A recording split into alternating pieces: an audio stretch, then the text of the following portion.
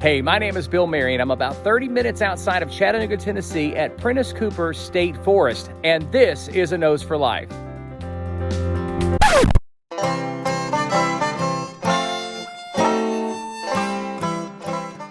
Oh, hello there. I was just sitting out here on the porch enjoying the nice view on this hot summer day. Oh my, can it get so warm and humid here in the deep south in the month of July and August. I find it rather exhausting, so I'm sitting here drinking my nice cold beverage of Coca-Cola, a delicacy of the South. Yeah, I guess you're wondering why I'm here. So yeah, this trip to Prentice Cooper, which is really just that ridge line and south, yeah, it didn't go so well. So here's what we'll do. We'll start the video as usual, but then every now and then I'm going to interrupt and tell you how bad it really was.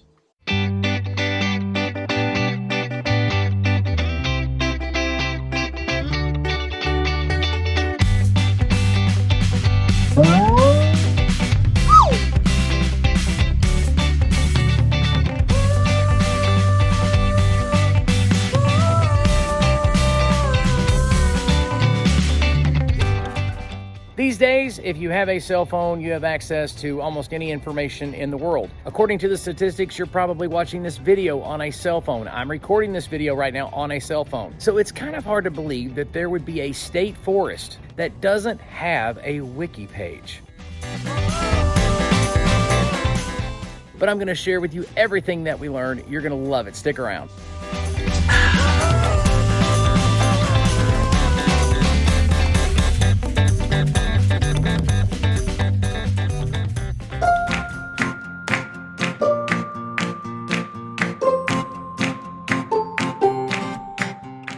A few weeks ago, I released a video about the differences between national parks and national forests.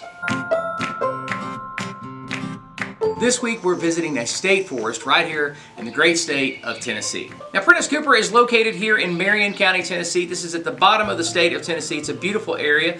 This is sort of at the southern edge of the Cumberland Mountains or the Cumberland Plateau. And again, if you've been watching all of our videos, we make a lot of videos in West Virginia, a lot of videos, of course, in Virginia. So a lot of our videos take place in the Allegheny Mountains in West Virginia. This is sort of the southern branch of the Allegheny Mountains, but known locally here as the Cumberland Mountains.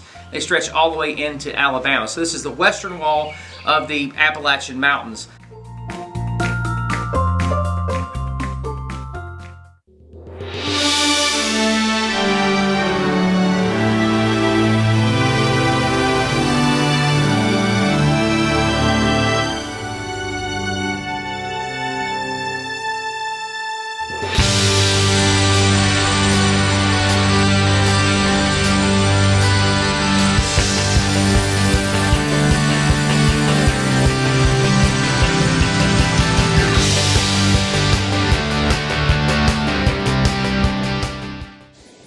There's like a drip here.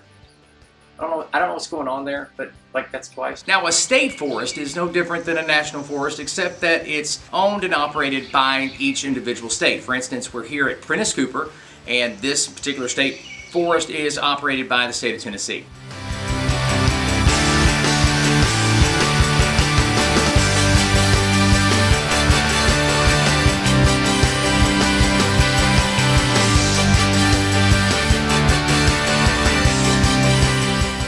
It's a beautiful area, but the weather here is much different than it is in the Allegheny Mountains. Carol and I have spent the past 3.5 years in the mountains of West Virginia, and we're used to stepping out on bluffs like this, beautiful bluffs, scenic overlooks, and of course the wind hits you right in the face. It does here too, but here in the deep south, it's a warm wind. We are here in the middle of July, and I'm telling you, it's hot. It's very hot. In fact, if I stay here too long, my bald head is going to be scalded with sunburn. Southeast Tennessee is beautiful. The Tennessee River, the Hiwassee River, the Ocoee River. I mean, people come from all over the world to visit Southeast Tennessee and East Tennessee in general. I mean, this is an amazing vacation destination, and I've lived here for most of my life. I live in Virginia now, but I lived here for most of my life, and it doesn't take long to forget how hot it is down in the deep south. Like, just insane hot.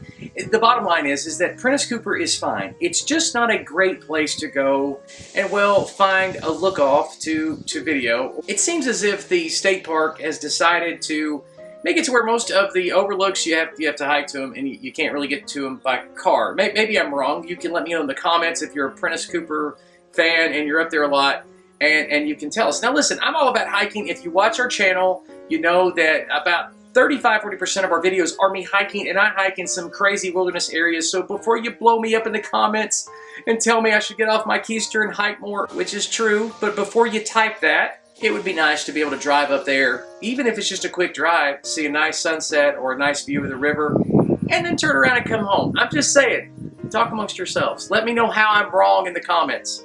Seriously, blow me up. It's fine. It's on you. But Carolyn and I, we haven't been here since we took this picture back in 2006. My, what a beautiful couple. They had no idea of the adventures they had in store. 2006, of course, is before YouTube was even a thing. So yeah.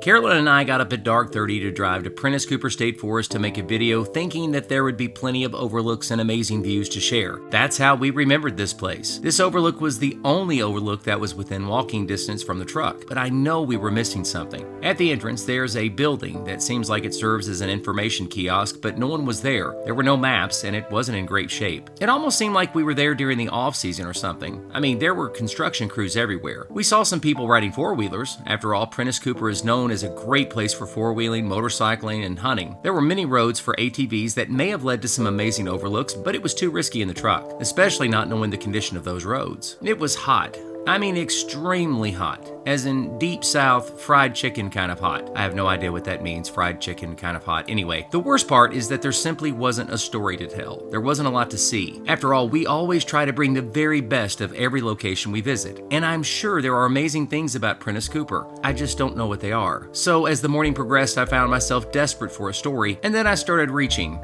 and rambling. Now listen, I ramble in most of my videos, but this was a little excessive, and I simply couldn't land the plane.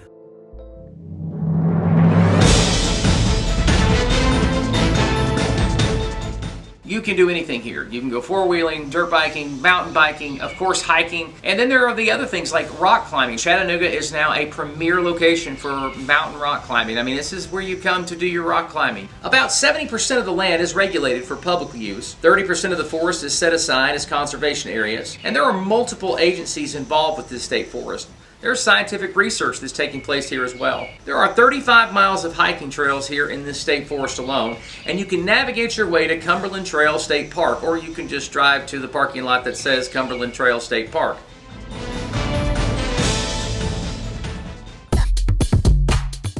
The focus is almost entirely on public use and public recreation. When it comes to riding four-wheelers or horseback riding or hiking or anything like that, you can pretty much do all kinds of recreational activities in designated areas.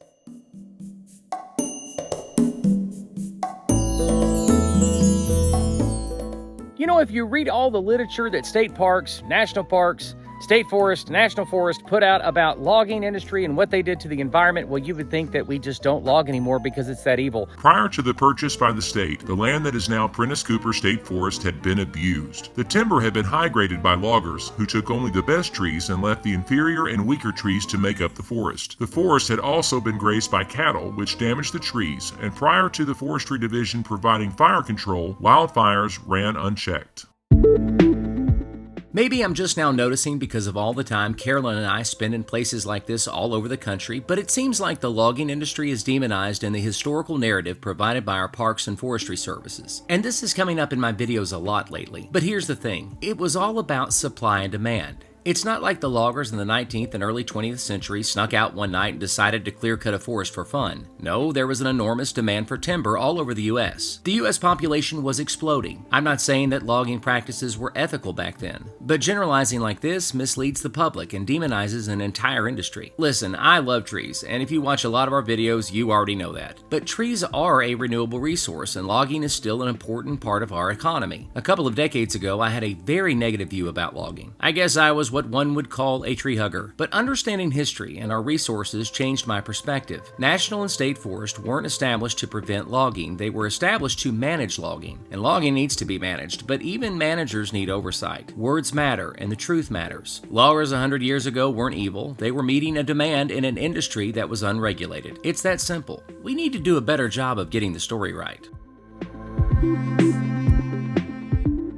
The reality is that we have a narrative problem with our state parks, our national parks, and so on. We still log. We need logging. Logging is a great industry when it's managed well. I mean, it's a renewable resource, but the way that state parks and national parks, well, the way they kind of set up the story is that thanks to state parks and thanks to national parks, logging is now managed. When you make general statements, usually you have a general misunderstanding. That's just the way I see it. So yeah, Bigfoot has been sighted here, along with Bigfoot, Elvis, aliens. You're 45 minutes outside of downtown Chattanooga, so people see a lot of things up here, especially Bob from Saudi Daisy. He gets kind of lit, comes up here and sees all kinds of things. Yeah. Of course, we haven't seen anything here today except turkey and deer. And not a whole lot of deer. Also, this isn't the greatest place in the world to come and drive from one overlook to the next. In fact, it's a terrible place to drive to go from one overlook to the next. This is a great place to hike, especially to catch the Cumberland Trail. That is a definite must if you're a hiker. But if you're just trying to drive around and see some amazing scenery, probably not the best state forest in the world. And you can also camp here. There are a few campsites available here at Prentice Cooper as well. And of course, you've got your picnic shelters and pavilions like you do at every state park. State parks are all about picnic tables, shelters, pavilions for family get-togethers and family reunions, and this is a great place. This location is about 10 miles away from downtown Chattanooga. Now that doesn't sound far, but way a crow flies, it's 10 miles. But the way you drive to get here, or I drive to get here, even if you're breaking the speed limit laws, it's going to take you about an hour to get to the top here. Behind me here is the Tennessee River Gorge. It's absolutely beautiful. And I mentioned earlier that this place is known for rock climbing. I mean, if you're a rock climber, chances are in your hobby adventures across your lifetime, you're going to end up in Chattanooga, climbing rocks in Chattanooga. It's known for these amazing bluff walls, and people climb them. It's a thing. It's what people do. But people like me that are shaped like Winnie the Pooh, well, we don't climb walls. It's just not something we do. I'm not Spider-Man or Spider-Monkey.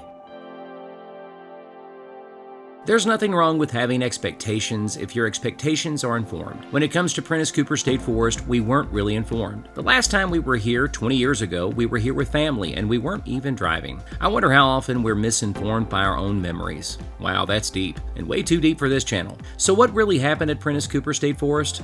Well, nothing, because we had the wrong expectations. Prentice Cooper State Forest is all about interacting with nature, and on this occasion, we weren't really in the mood for hands-on interaction. Locally, Prentice Cooper is extremely popular for just about anything you want to do outdoors, and that's what you should expect if you should decide to visit. I'm not sure why it doesn't have a wiki page, but there's a credible link in the description. I want to thank you so much for watching this video, even if this one is just a little different. Our next video is about Roan Mountain in East Tennessee. Make sure you're subscribed and that you've clicked the bell for notifications. My name is Bill Marion, and this is A Nose for Life.